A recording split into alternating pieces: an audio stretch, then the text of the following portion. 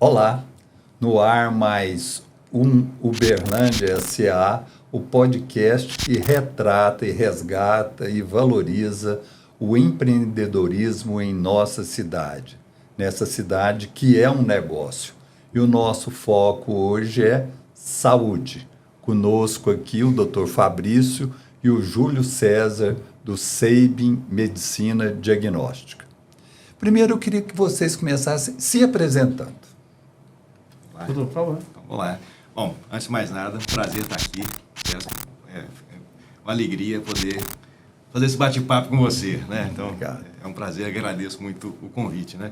Bom, Fabrício, né? Sou médico patologista clínico, né? Formei em Goiânia, residência no Hospital de Base, Biologia Molecular fiz na USP lá em São Paulo. Pai do Nicolas e da Cecília, dois adolescentes, né? Nessa trajetória, estou aqui em Uberlândia desde 2007, né? Já são 15 anos, a idade do meu filho mais velho, né? Uma cidade que me acolheu, que me recebeu, que eu encontrei muitas oportunidades de trabalho aqui também, né? E estou né, na área, né? Vim para cá para trabalhar no Hemominas, né?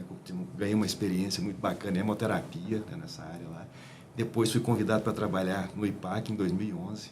E depois, com a vinda do Seibin, né, me tornei gestor, né? E nessa luta, na área de medicina, né, entrei na faculdade em 95, né? Então, assim, desde então, é desafio na área de saúde no Brasil, né, na área da medicina, na área de medicina laboratorial, que eu comecei em 2003, né, já tem 20 anos aí de laboratório, de medicina laboratorial, e sempre, ano após ano, os desafios aumentando, mas né, é o que está dentro da gente, né, que é o propósito de entregar saúde, né, de fazer o bem para as pessoas, de agregar, né? Eu acho que a gente não pode esquecer nunca da missão da medicina, né? Eu acho que isso pauta um pouco também a minha vida, né? Enfim, um pouquinho do que é o Fabrício. Legal. Eu sou do Paraná, natural, mas já sou minerado, né? Minha paixão é Minas Gerais. Cheguei aqui com 12 anos de idade, meus pais vieram para cá, meu pai por causa de trabalho, né? E minha carreira no trabalho começou no Martins, foi minha primeira paixão. Então, fiz estágio, fui efetivado, fiquei uns 10 anos no Martins e com 28 para 30 anos surgiu a oportunidade de ir para a área da saúde.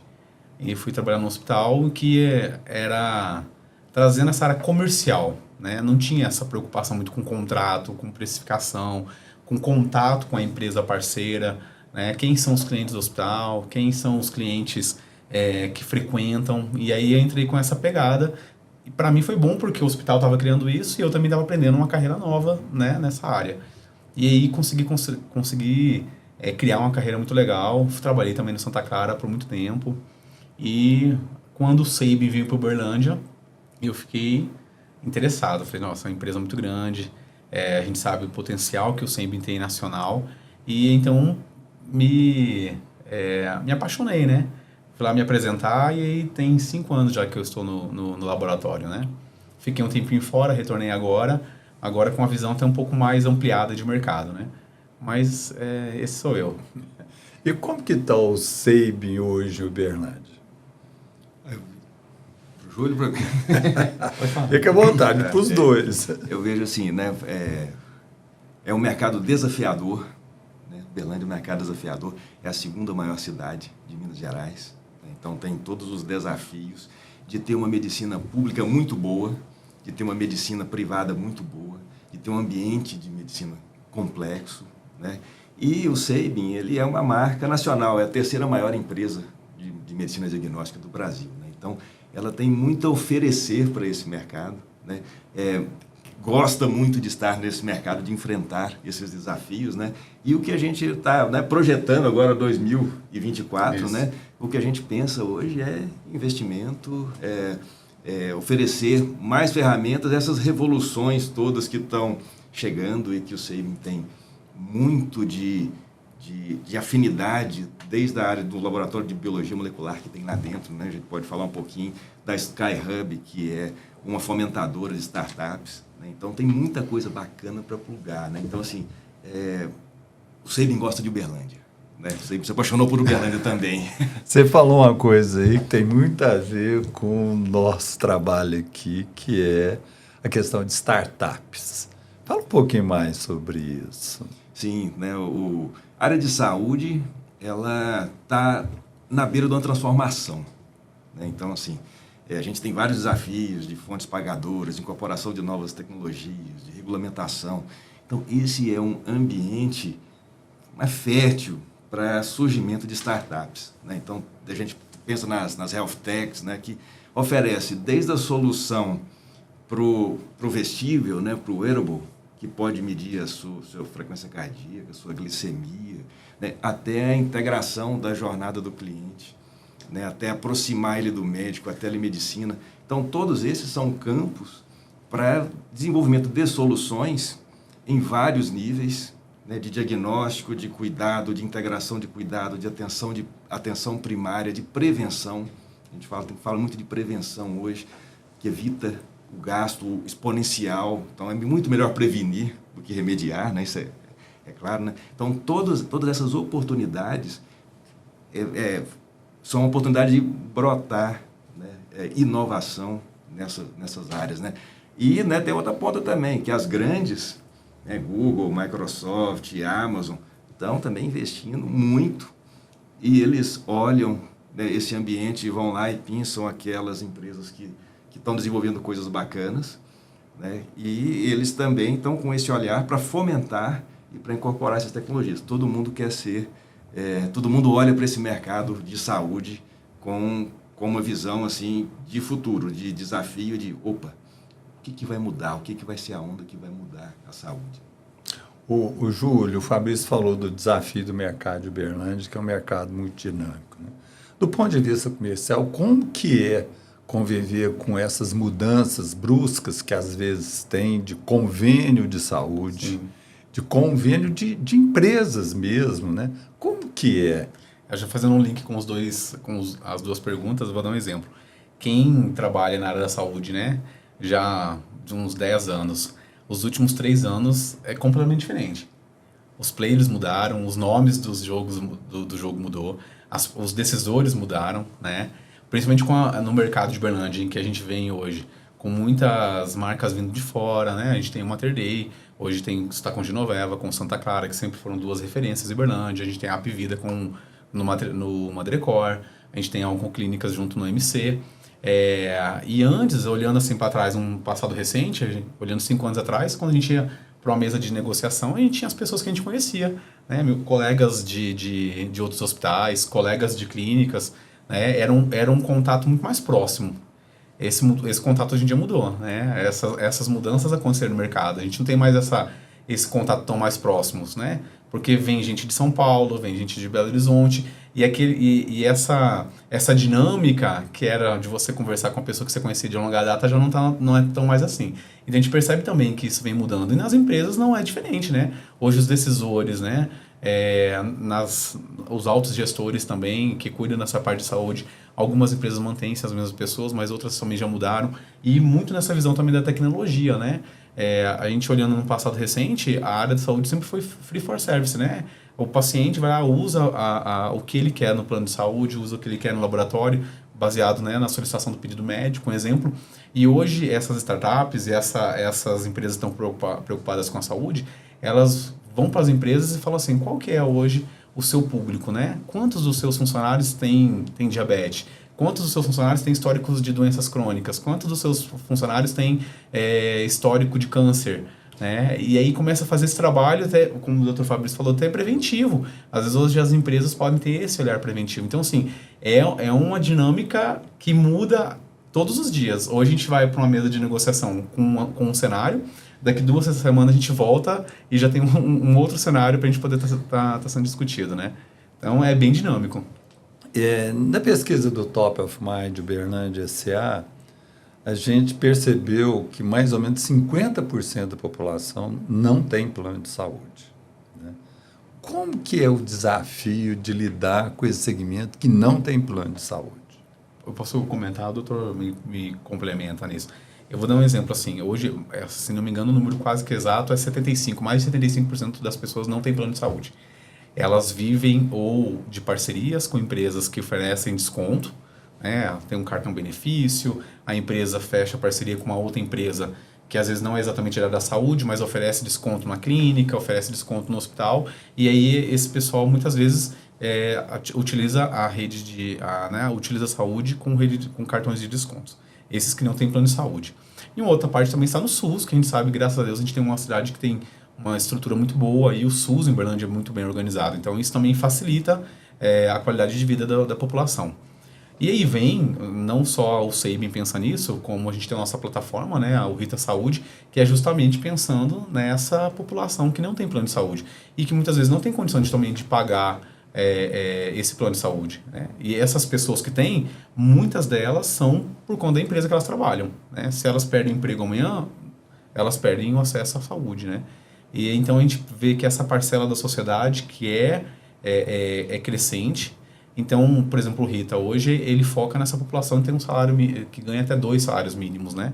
Então, ele tem o gratuito, que dá um acesso X a benefícios. Ele tem uma plataforma de R$ 9,90, que ele dá outros benefícios, além dos benefícios dentro do Saving. E tem um de R$ 49,90, por exemplo, que ele vai dar acesso à telemedicina. Então, às vezes, a pessoa não tem condição de pagar um plano de saúde, mas ela tem condições de pagar um valor X lá, por exemplo, de R$ 49,90, e ela tem acesso a uma consulta médica, que mesmo que seja por telemedicina, para ela conversar com um profissional, né, adequado sobre o momento da saúde dela. Falar em telemedicina, pode falar. Não, o Rita é uma plataforma de saúde, né? Eu acho que conecta esses pontos da conversa que a gente está falando, né? Começou lá numa startup, né, que vira uma plataforma de acesso para dar acesso à saúde, e que quando a gente olha, né, a nossa população, a gente tem mais de 200 milhões de habitantes, né, 25% apenas que tem plano de saúde, né, então sobram mais de 150 milhões de pessoas que vão ter acesso ao SUS. Mas, ao longo da história, né, uma coisa complementa a outra. Então, a saúde suplementar, né, ela vai complementar, né, o SUS. Nada impede do paciente do SUS obter algum serviço na saúde privada e vice-versa. Dependendo do tratamento, o melhor recurso que nós vamos encontrar vai ser no hospital universitário, vai ser no hospital público. Então, eles têm que trabalhar, na verdade, juntos. A gente sabe que essa massa toda suplementar, se for para o SUS, pode afogar o SUS. Né? E de cá não vai... A questão do financiamento também é importante para dar acesso às pessoas e segurança às pessoas. Então, eu vejo que são complementares. Esse cliente do SUS, ele interessa a medicina privada? Perfeitamente. Perfeitamente. Ele pode encontrar ali algum complemento, alguma rapidez, alguma ferramenta que ele não vai encontrar lá no SUS, que ele pode estar disponível aqui. E eu vejo que o olhar, né, das empresas de saúde tem sido cada vez mais esse. Né? Não discriminar o paciente. O paciente ele tem que ter acesso. É uma pessoa que precisa de cuidado, precisa de saúde. Então, ela tem que encontrar essa saúde e a gente tem que dar esse acesso à saúde. Quando a gente fala em medicina, vamos dizer assim, mais do poder aquisitivo, porque a gente acaba tendo um preconceito, eu acredito, eu estou falando quem está de fora, de que às vezes a pessoa de baixa renda não tem condição de ter acesso a um serviço nem nada. E eu, por outras razões, tenho tido alguns contatos aí, tenho visto como é acessível você buscar um laboratório do nível do SEIB, né? Mas a percepção é que o SEIB é mais caro do que uma medicina mais popular, né? Como que é o desafio do ponto de vista de comunicação de trazer para uma empresa que tem uma imagem tão premium, um serviço que é básico para uma população, vamos dizer assim, de menor poder aquisitivo? Nossa, mas vamos lá. É um desafio, né? Porque, de novo, né, mais uma peculiaridade da área de saúde. Né? Quando a gente fala em outros mercados, né, carro, né, sei lá, né, fica bem claro isso, né, quem está ocupando qual espaço e o preço que oferece, né? E quem vai ter o acesso, né? Agora, na saúde, a gente tem essa questão, né? O propósito do Saving, por exemplo, é inspirar pessoas a cuidar de pessoas. Então, não tem essa limitação. E a gente quer oferecer para todas as pessoas a mesma qualidade. Então, às vezes, o que vai mudar aí é o nosso posicionamento. Nós temos uma unidade lá no bairro que vai ter uma estrutura boa, é compatível com a nossa, que é a mesma coisa, o mesmo atendimento, só que está mais próximo das pessoas, né? Está mais próximo daquela comunidade. Então é igual lá em Brasília, né? Que é a mãe, né? A unidade 1 do SEIB está lá em Brasília, né? São mais de 200 pontos de atendimento. E está lá no Lago Sul, uma população um nível de renda altíssimo, e está lá na cidade satélite, lá Samambaia, Sobradinho, que tem um nível de renda menor. Está lá prestando a mesma qualidade de serviço, cuidando da mesma forma, né? Então é desafiador comunicar, a pessoa passa na porta, puxa, mas aquilo deve ser caro, né? Mas também a gente gosta de surpreender a pessoa com cuidado e com carinho, que eu vejo que essa é uma força do SEIB, né? A pessoa vai entrar lá, vai ser bem recebida. E vai ter, né, uma possibilidade muito grande de ter acesso à saúde. Porque são os ganhos de escala que aconteceram ao longo do tempo que permitem isso nesse mercado, né, no mercado da saúde. É isso que dá trabalho para o Júlio. Isso que dá trabalho para o Júlio. Perfeitamente. E eu acho que a gente deixa claro bem isso, porque o SEIB hoje é uma das empresas que eu trabalhei que mais tem contratos com outras empresas, né, com planos de saúde. Se o SEIB de fato fosse escolher a população, ela pegaria 5, 6 planos de saúde e ficaria só com eles. Não, a gente quer todos os planos de saúde, a gente trabalha com todos os parceiros, né? A gente trabalha desde aquele parceiro que tem 100 vidas, como um parceiro que tem 120 mil vidas, que tem 200 mil vidas, ou olhando o Brasil, tem 2, 3 milhões de vidas, né? E como o Dr. Fabrício falou, a gente está no centro da cidade, a gente está no São Jorge, a gente está no Jardim Patrícia, a gente está também dentro dos bairros. Então, assim, eu acho que essa capilaridade que a gente tem é uma demonstração de que a gente quer estar próximo da nossa população, né? Quando você fala em capilaridade, o SEIB tem planos de ampliar os postos de atendimento aqui em Uberlândia?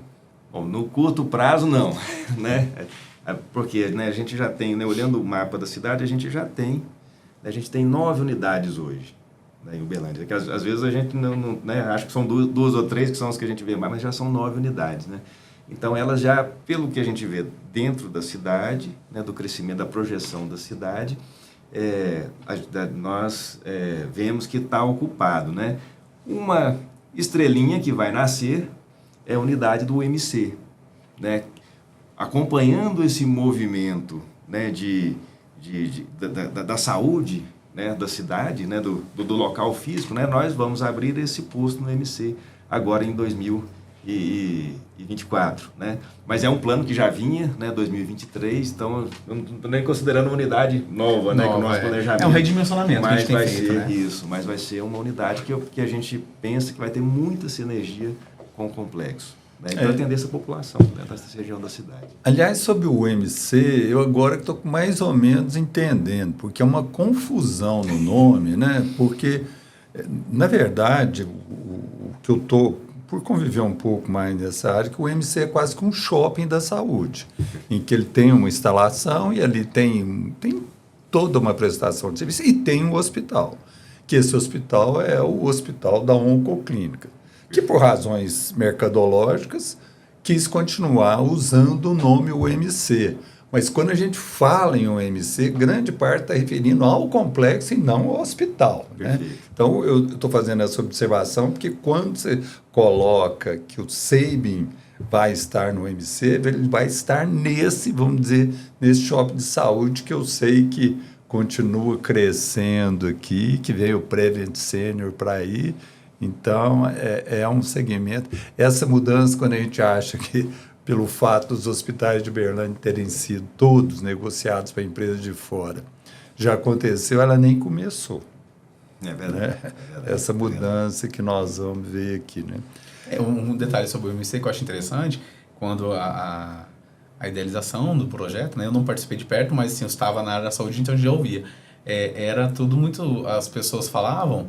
Quem estava na área da saúde falava assim, não, mas isso é muito tecnológico, o Uberlândia não precisa disso, né? E hoje o MC é inovador, ele traz tecnologias para dentro da cidade e que se encaixam totalmente dentro do nosso perfil, né? Mas que anos atrás olhava assim, não, mas o Uberlândia não precisa disso. Não, o Uberlândia precisa disso, o Uberlândia merece isso, né?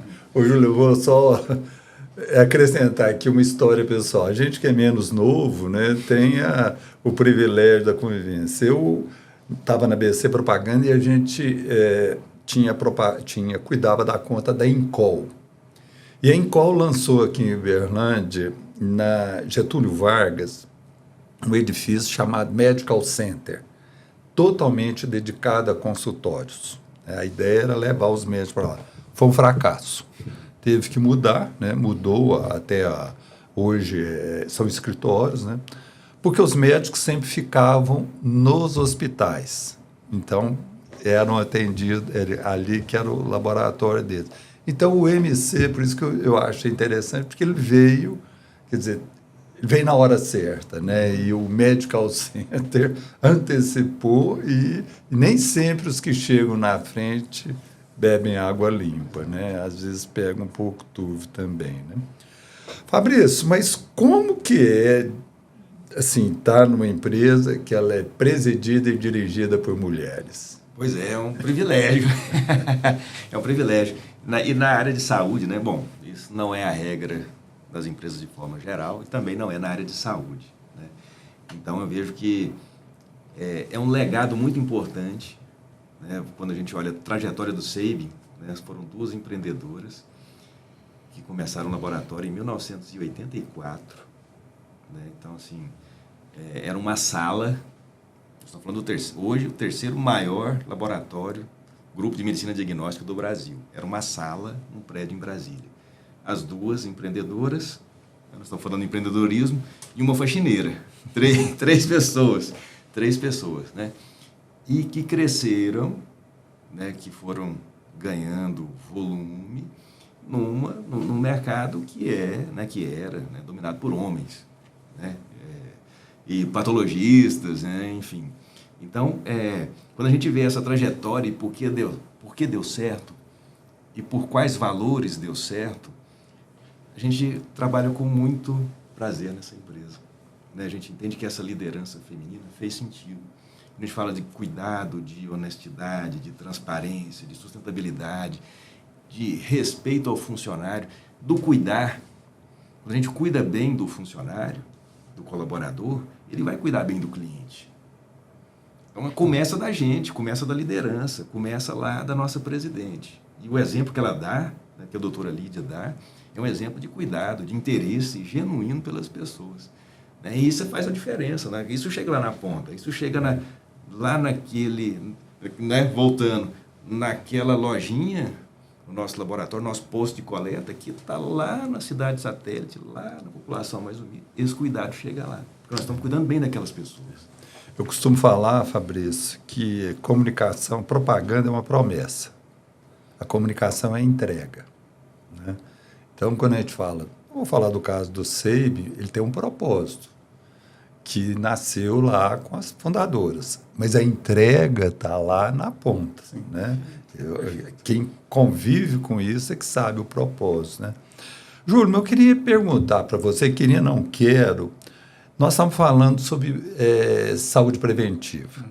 E como que é o desafio de pegar um pessoal de menor poder aquisitivo e estimulá-la a ter um cuidado com saúde preventiva? Celso, antes de responder, só queria fazer um comentário sobre o que o Dr. Fabrício falou, que uma coisa que eu valorizo muito no SEIB, principalmente quando a gente vem de fora e está numa empresa que valoriza muito pessoas. Eu vou contar uma historinha e comentar a minha percepção em relação ao SEIB. Conta-se uma lenda que uma determinada empresa de creme dental se reuniu uma vez querendo aumentar a receita dela. E juntou lá os diretores e perguntando como vai aumentar, como que vai aumentar, e chega a senhorinha do café e ela está ouvindo e de repente ela vira e fala assim: por que vocês não aumentam a boca de saída do creme dental? Porque é muito pequenininha. E aí então eles viram com uma ideia tão simples, vinda da moça do café, né? Fazia sentido que o creme dental saía muito pouco, se você aumenta a saída você vai ter um maior consumo, né? E o SEIB tem muito disso.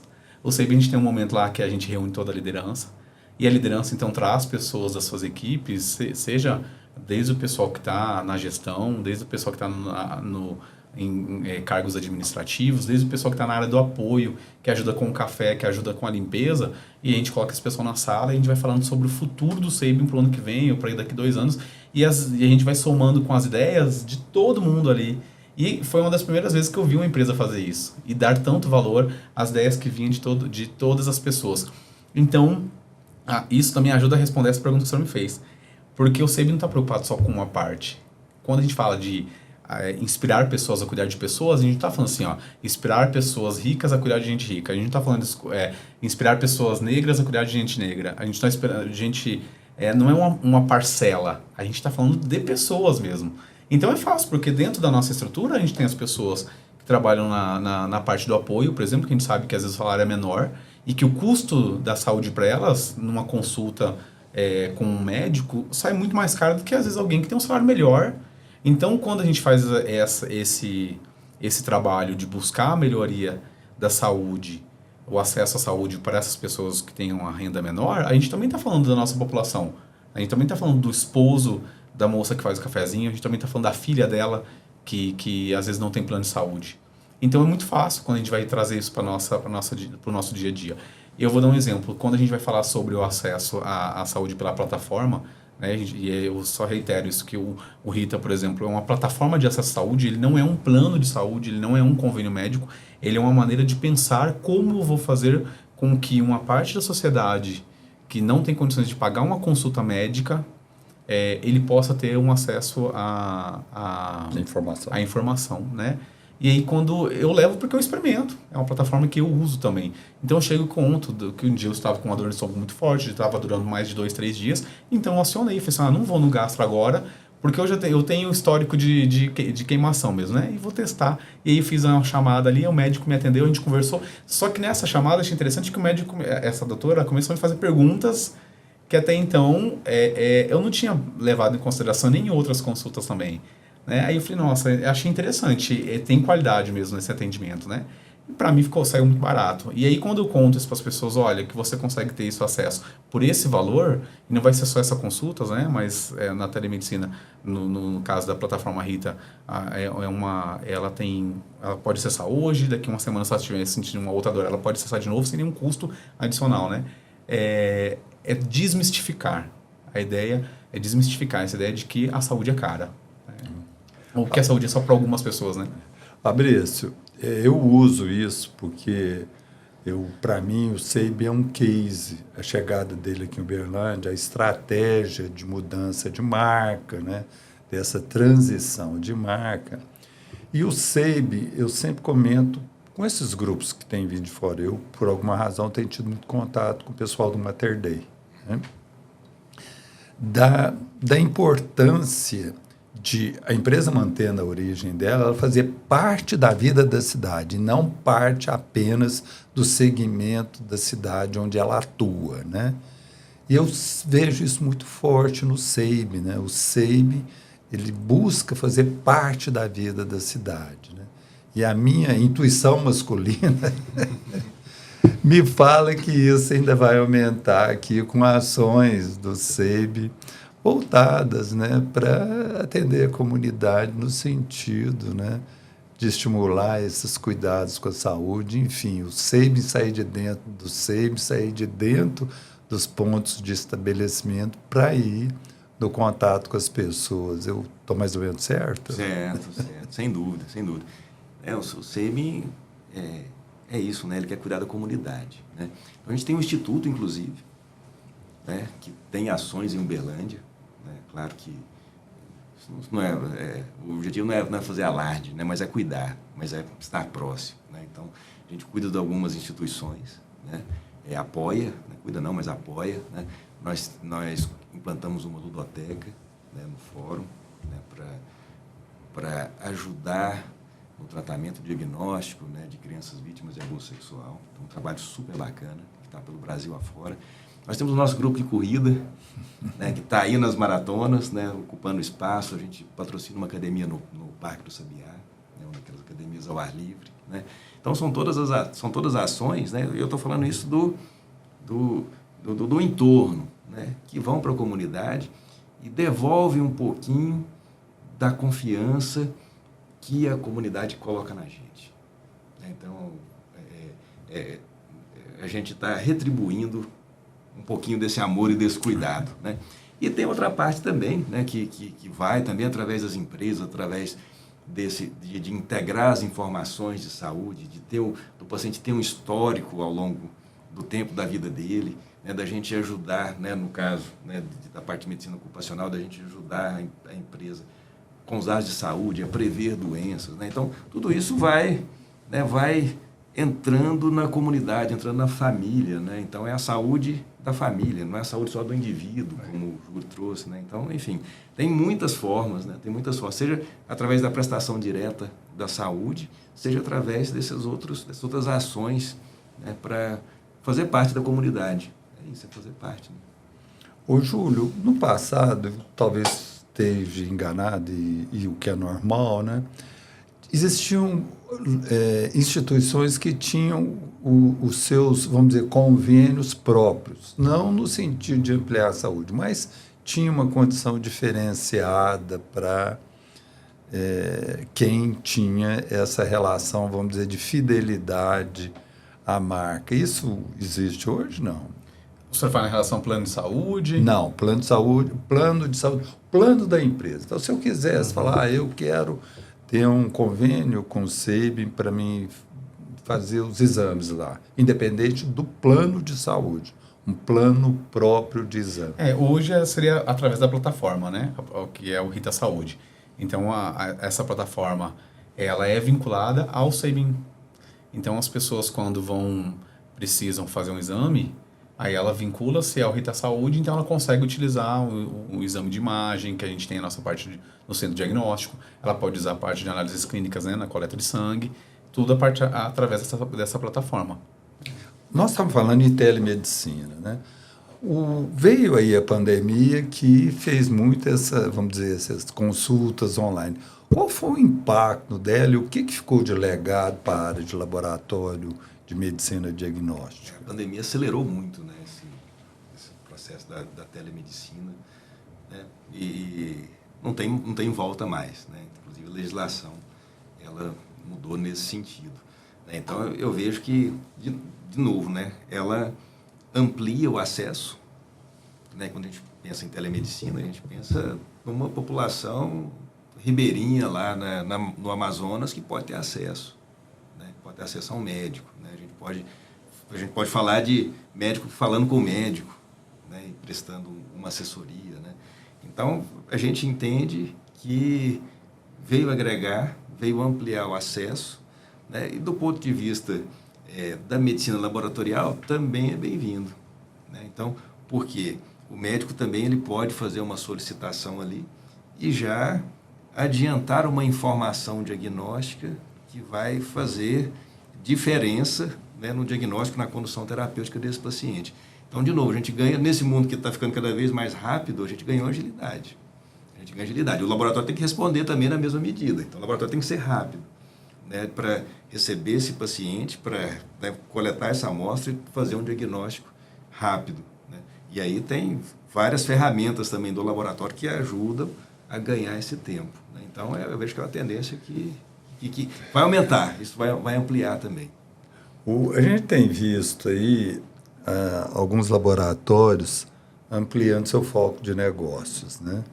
Eu, por acaso, por razões familiares, convivo com um que é o Hermes Pardini, se eu não estiver enganado, comprando a cabrita lá, que tem um baita segmento de fisioterapia em São Paulo, né? É o Fleury, não é o Hermes Pardini, é o Fleury, né? Isso é uma tendência, Fabrício? Você fala de ampliar o leque de atuação. Perfeito. Na verdade, a gente vê que essa consolidação do mercado, ela está provocando essa junção dos serviços, né? O DASA, que é a maior empresa de medicina diagnóstica hoje no Brasil, ela tem os hospitais. Né? Então, ela vem da Amil, então ela tem os hospitais, então ela agrega todos esses serviços. Quando a gente pensa só laboratório, né? Assim, do ponto de vista de medicina laboratorial, a gente olha, né? Falando de medicina laboratorial, por exemplo, no caso do SEIB, né? Não é só análises clínicas. Né? A gente mesmo oferece, né? análises clínicas, anatomia patológica, diagnóstico por imagem, né, diagnóstico citopatológico, exames cardiológicos, check-up executivo, vacinas, genômica. Então, todos esses serviços, eles são complementares e eles vão agregando, né? Então, é a jornada do paciente, né? Então, quando a gente pensa no cuidado do câncer também, as empresas elas estão pensando em fazer a jornada do paciente, desde o diagnóstico até o tratamento, até o acompanhamento desse paciente. Então, a tendência, o setor é consolidar não só as empresas, mas também os serviços. Isso ajuda bem a complicar a sua vida. E eu aproveitando isso que o Dr. Fabrício falou, vou dar um exemplo. Nessas parcerias que a gente participa de várias semanas da saúde nas empresas, inclusive a gente incentiva, né? Então a empresa chama a gente para participar lá, ficar 2 dias falando sobre saúde, falando sobre o Novembro Azul, falando sobre o Outubro Rosa, que são campanhas que são extremamente importantes para a conscientização. Porque a saúde ela consegue ficar mais barata a partir do momento que você consegue trabalhar ela de maneira preventiva, né? Então o Sabin estimula isso. Então uma empresa tem um plano de saúde determinado, que às vezes é parceiro do Sabin ou não, por exemplo, mas mesmo assim a gente está lá falando sobre o Novembro Azul, falando sobre o exame, né, que previne, ou para você descobrir aquela, né, uma possível doença com mais agilidade. Então quando a gente fala de inspirar pessoas, é isso. E a gente estar em contato com essas pessoas, né? E às vezes ajudá-las, inclusive, se elas conseguir descobrir a tempo, né? E eu falo porque às vezes a gente vê isso muito nas CIPARs que a gente participa. O funcionário tem plano de saúde, mas a esposa ou o marido não tem. E a gente estimula, assim, qual que foi a última vez que seu companheiro fez um plano de saúde, que fez um exame, né? Não lembro. Então a gente tem uns pacotes promocionais que a gente utiliza nessas épocas, por exemplo, e estimula. Então vai lá no Sabin, tem esse exame que vai sair de X por X, e a pessoa vai, às vezes tem 2, 3 anos que a pessoa não faz um exame de sangue. Então a gente depara com isso. E aí eu vejo a importância do Sabin estar nesses parceiros, nessas empresas, promovendo, incentivando que as pessoas procurem o cuidado, né? Fabrício, o papel do médico na influência da escolha do laboratório? É grande. Eu penso que é grande, né? Assim, é claro que nem sempre é determinante. Às vezes o que determina o acesso é o plano de saúde que a pessoa tem, né? Seja uma cooperativa, seja uma autogestão de uma empresa, né? Então, é importante, né? Então, é um balanço, né? Quando o médico tem, né, uma gama de escolhas, né, de diagnóstico ali dentro daquele plano de saúde, daquela operadora, isso facilita ele fazer essa solicitação de acordo com a ferramenta que ele vai usar para o diagnóstico. Eu penso que esse é o ponto mais importante. É um laboratório que ele confia, é um laboratório que ele tem um acesso do ponto de vista de solução de alguma dúvida, de diagnóstico, de indicação, né, ou de interpretação de resultado, né? São ferramentas que ele dispõe ali dentro, que às vezes não estão tão evidentes, que favorecem ele, que ele vai utilizar aquele serviço, seja uma agilidade no exame específico, né? Por exemplo, né, para exemplificar, né, o Sabin, por exemplo, tem um laboratório de imunofenotipagem, né, na nossa matriz, então a gente direciona as amostras para lá, né? É um exame muito importante para o diagnóstico das doenças oncohematológicas, as leucemias, por exemplo, né? E lá a gente tem doutores que estão lá analisando os exames e que tem um prazo assim de 2, 3 dias. Em 2, 3 dias eles liberam esses resultados. Então a gente tem confiança, agilidade e todo um background que dá segurança, né? Então isso, né, cria um relacionamento com o médico para ele falar, não, esse exame, essa ferramenta, vai lá e utiliza ela, né? Então assim, eu vejo que é um conjunto, né? O médico orientando, né, direcionando o paciente, pedindo para ele utilizar aquela ferramenta. É uma perspectiva muito importante, onde o paciente se sente bem, né? Onde é que eu sou bem acolhido? Isso faz diferença também. E, é claro, o acesso, né? Onde é que está sendo oferecido que eu possa ir tomar o meu cuidado, né? Mas o médico continua importante nessa decisão. É uma pena, mas a gente tem que terminar. Eu queria fazer uma última pergunta. O que o Uberlândia pode esperar da Sabin do futuro? Sim, eu penso que... o cuidado de sempre, o carinho de sempre, né? O amor com o cliente. Esse aí está no DNA. No dia que mudar isso, vai ser outra empresa. Então, isso aí, sem dúvida.